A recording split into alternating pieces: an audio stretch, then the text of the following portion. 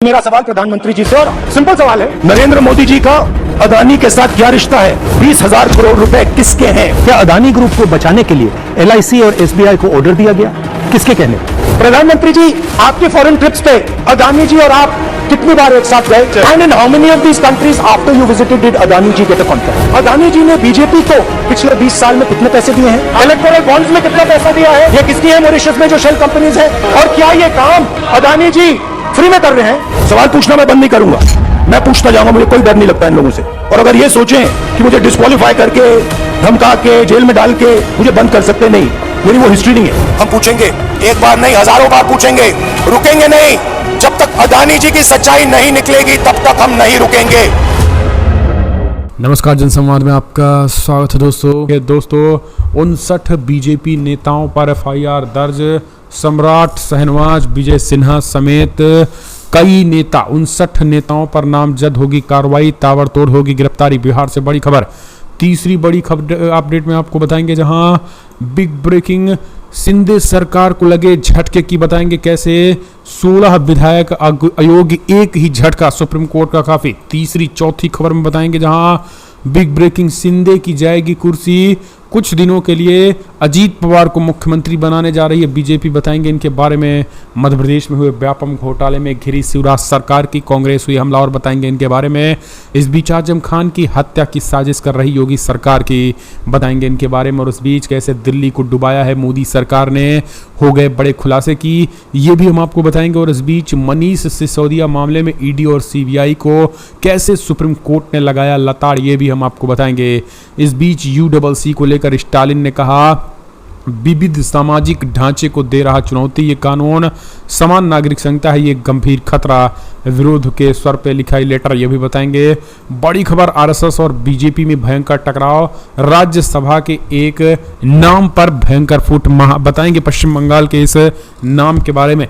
तो एक एक करके विस्तार से आपको बताएंगे, जहां UP सरकार को सुप्रीम कोर्ट से लगे झटके की, वहीं कई अंदरूनी, उत्तर प्रदेश में अंदरूनी हार रही भाजपा अंदरूनी सर्वे में, एक एक करके बताएंगे। लेकिन उससे पहले एक छोटा सा निवेदन, अगर आपने चैनल को सब्सक्राइब नहीं किया तो पल पल के अपडेट के लिए चैनल को सब्सक्राइब करना ना भूलें। दोस्तों, पहली बड़ी खबर निकल के आई है, आपको बता दें, कांग्रेस का गंभीर आरोप, बीजेपी को फायदा पहुंचाने के लिए लाया गया चुनावी बॉन्ड। ADR की रिपोर्ट पर हुआ खुलासा, कांग्रेस ने बोला बड़ा हमला। कांग्रेस ने गुरुवार को चुनावी बॉन्ड के अपारदर्शी होने का आरोप लगाया, दावा किया कि राजनीतिक चंदा हासिल करने की व्यवस्था सत्तारूढ़ पार्टी को फायदा पहुंचाने के लिए लाई गई है। पार्टी के मीडिया विभाग के प्रमुख पवन खेड़ा ने यह भी कहा है कि चुनावी बॉन्ड में पारदर्शिता सुनिश्चित होनी चाहिए। पवन खेड़ा ने यह भी आरोप लगाया है कि जब कुछ दिनों पहले आई एसोसिएशन फॉर डेमोक्रेटिक रिफॉर्म की एक रिपोर्ट ने यह दावा किया है कि देश के राजनीतिक दलों का साल 2016 और 17 में 2021 और 22 के दौरान मिले कुल चंदे की आधी से अधिक राशि चुनावी बॉन्ड के माध्यम से प्राप्त हुई है, और बीजेपी को अन्य राजनीतिक दलों को मिले कुल चंदे से भी अधिक चंदा है। इस रिपोर्ट में कहा गया है कि साल 2016 और 17 में 2021 और 22 के दौरान 7 राष्ट्रीय दलों और 24 क्षेत्रीय पार्टियों को 16 करोड़ रुपए का चंदा मिला था। खेड़ा ने ADR की इस रिपोर्ट का हवाला देते हुए कहा है कि फिलहाल क्षेत्रीय पार्टियों को जहां चंदा मिला था, बीजेपी जो है वो सबसे ज्यादा ब्लैक मनी को व्हाइट मनी चंदे के जरिए कर रही है, सीधे तौर पर बड़ा हमला बोला है। एक और खबर निकल के आई है, बिहार से बड़ी अपडेट निकल के आई, जहां बिहार में प्रदर्शन कर रहे 59 बीजेपी के कद्दावर नेताओं और विधायकों पर दर्ज हुआ FIR, नामजद FIR हुआ है। दरअसल आपको बता दें, पटना में गुरुवार को भाजपा के प्रदर्शन और विधानसभा मार्च मामले में बिहार पुलिस ने पार्टी नेताओं के खिलाफ FIR दर्ज किया है। इसमें 59 बीजेपी नेताओं को नामजद किया है। सैकड़ों भाजपा नेताओं और कार्यकर्ताओं अज्ञात के तौर पर FIR में शामिल किया गया है।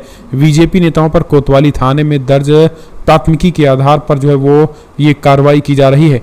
FIR में शामिल बीजेपी नेताओं पर कोतवाली थाने में दर्ज प्राथमिकी में प्रतिबंधित क्षेत्र में जाकर हंगामा करने, पुलिस के साथ मारपीट करने, हमला, पत्थरबाजी और सरकारी काम में बाधा का आरोप लगाया गया है। मौके पर तैनात मजिस्ट्रेट के बयान पर दर्ज प्राथमिकी में पूर्व डिप्टी CM तारकिशोर प्रसाद, रेणु देवी, औरंगाबाद के SP सुशील कुमार सिंह, पूर्व मंत्री नितिन नवीन समेत कई नाम जो है उसमें शामिल हैं।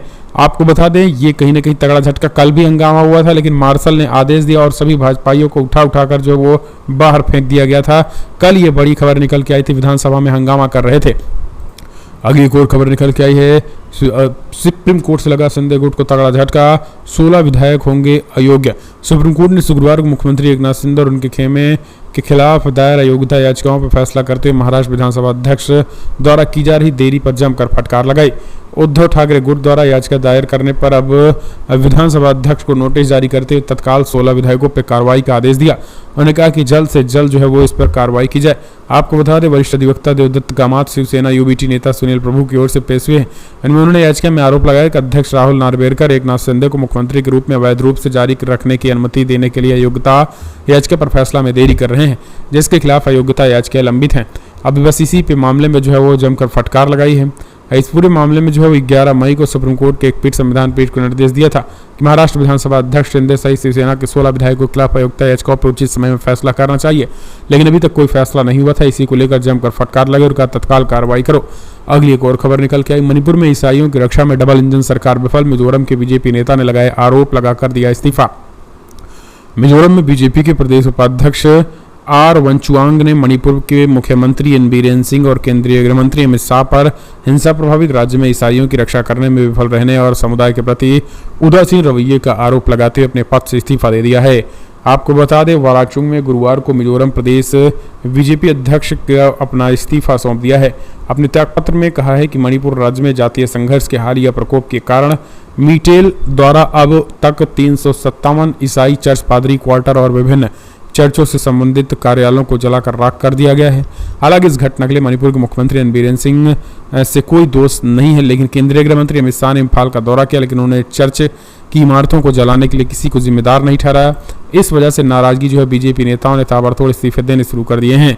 एक और खबर निकल के आई है, बिग ब्रेकिंग। महाराष्ट्र में होगा बड़ा बदलाव, शिंदे की जगह अजीत पवार बन सकते हैं सीएम। संजय राउत का बड़ा दावा, कहा अब जल्द से जल्द अयोग्य होने जा रहे हैं शिंदे गुट। दरअसल शिंदे गुट पे आए फैसले के बाद संजय राउत ने बड़ा बयान देते हुए कहा है कि महाराष्ट्र में जो है वो जिस तरीके से अजीत पवार को वित्त मंत्रालय दिया गया है, ये पूरी तरीके से अब सरकार गिरने जा रही है।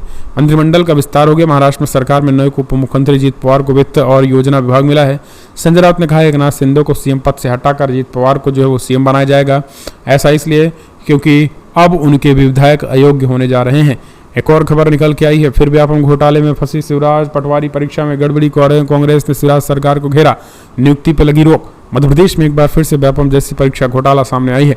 मुख्यमंत्री शिवराज सिंह चौहान ने अपने व्यापम के नाम पर जाने वाली कर्मचारी चयन आयोग मंडल की पटवारी भर्ती परीक्षा की नियुक्तियों पर रोक लगा दी। इस परीक्षाओं के नतीजों के आधार पर नियुक्तियां होनी थी, लेकिन उससे पहले ही बड़ी गड़बड़ी पकड़ ली गई है।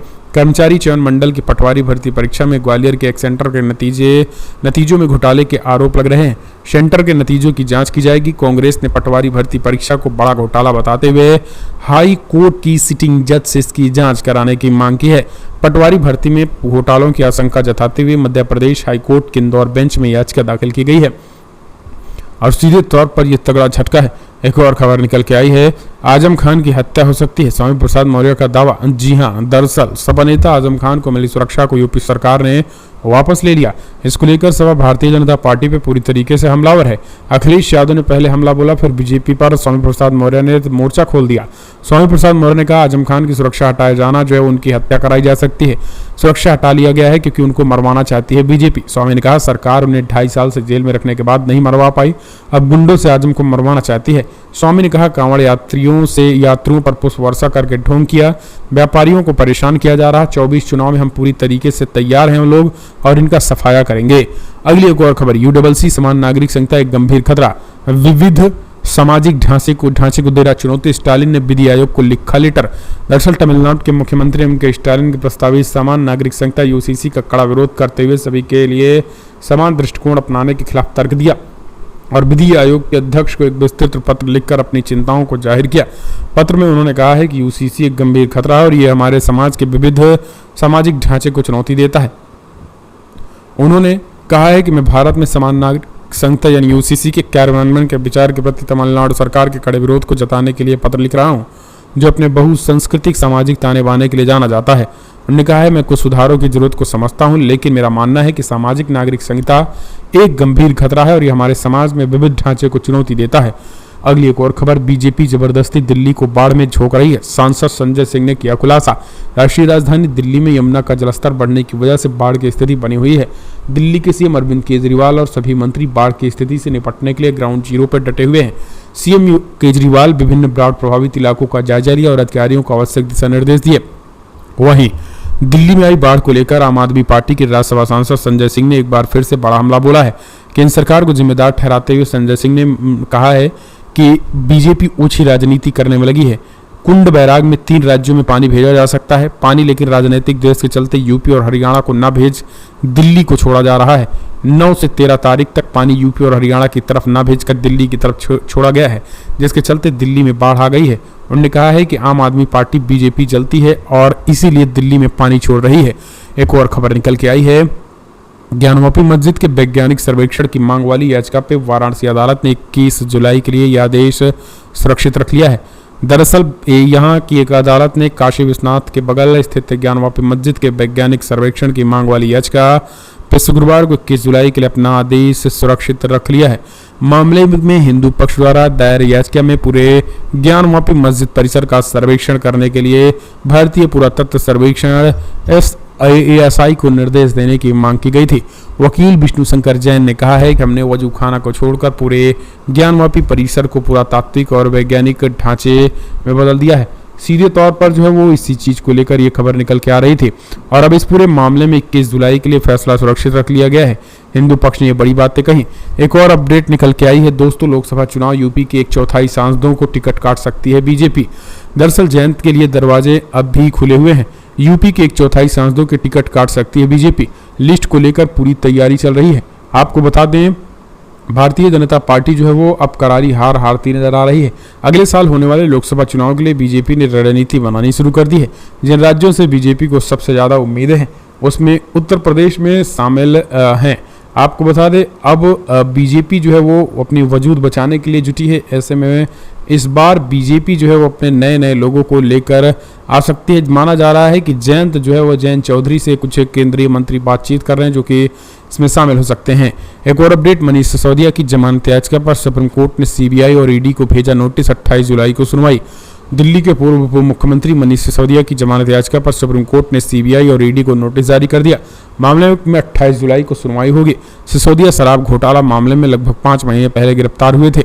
हाईकोर्ट में उनकी जमानत याचिका खारिज हो चुकी है। हाईकोर्ट से जमानत याचिका खारिज होने के बाद दिल्ली के पूर्व डिप्टी सीएम और आम आदमी पार्टी के नेता सुप्रीम कोर्ट का रुख किया था।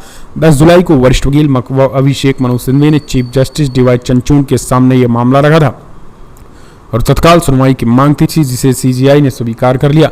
सिंघवी ने कोर्ट को बताया है कि हाईकोर्ट जमानत याचिका खारिज कर चुका है। सिसोदिया की पत्नी गंभीर रूप से बीमार है। अगली एक और खबर निकल के आई है दोस्तों, बड़ी अपडेट। अभी तक महंगाई इनके लिए डायन होती थी, अब महंगाई इनकी भौजाई हो गई है। तेजस्वी यादव ने एक बार फिर से बिहार सदन में जमकर तोड़ा। दरअसल बिहार में आपको बता दें, लगातार जो है वो भाजपाई हंगामा कर रहे हैं। तेजस्वी यादव ने महंगाई को लेकर बड़ा हमला बोला और कहा है कि जो भाजपाई अभी तक बीजेपी को डायन बता रहे थे, महंगाई डायन बता रहे थे, अब वही महंगाई भौजाई कह रही हैं। सीधे तौर पर जमकर हमला बोला है। एक और अपडेट निकल के आई है दोस्तों, बरेली में नेताओं का प्रवेश वर्जित। बरेली में ग्रामीणों ने लगाया बैनर। दरअसल उत्तर प्रदेश के बरेली में 2024 के लोकसभा चुनाव पर वोट नहीं देने का आंदोलन छेड़ दिया है। जिले के भोजीपुरा गांव में 15 साल से सड़क नहीं बनने से लोगों में काफी गुस्सा है। ग्रामीणों ने बैनर बनवाया और बैनर को गांव की सड़क पर लगा दिया। बैनर पर लिखा कि 2023 में रोड नहीं तो 2024 में वोट नहीं। नेताओं का गांव में प्रवेश वर्जित है। ये बैनर लगाकर ग्रामीणों ने जमकर हंगामा किया और आक्रोश जताया है। तो सीधे तौर पर 24 में वोट बंद कर देने का ऐलान किया। अगली एक और अपडेट, सीमा हैदर ISI का प्लान का हिस्सा। मौलाना बोले पाकिस्तानी महिला को वापस तत्काल भेजा जाए। पाकिस्तान से अपने 4 बच्चों के एक साथ भारत आई सीमा हैदर की कहानी दोनों देशों के मीडिया में सुर्खियां बनी है। सीमा ने सचिन से शादी करने के लिए इस्लाम धर्म छोड़कर हिंदू धर्म अपना लिया है। अब उसी सीमा हैदर को ऑल इंडिया जमात के राष्ट्रीय अध्यक्ष मौलाना शहाबुद्दीन बरेलवी ने कहा है कि उसे पाकिस्तान भेज दिया जाना चाहिए। बरेलवी के मुताबिक सीमा को भारत भेजा जाना वहां की खुफिया एजेंसियों की गहरी चाल हो सकती है। मौलाना मुफ्ती शहाबुद्दीन बरेलवी ने कहा है कि पाकिस्तान की खुफिया एजेंसी ISI बहुत खतरनाक प्लानिंग बनाती रहती है। अक्सर उनका निशाना भारत बनता रहता है।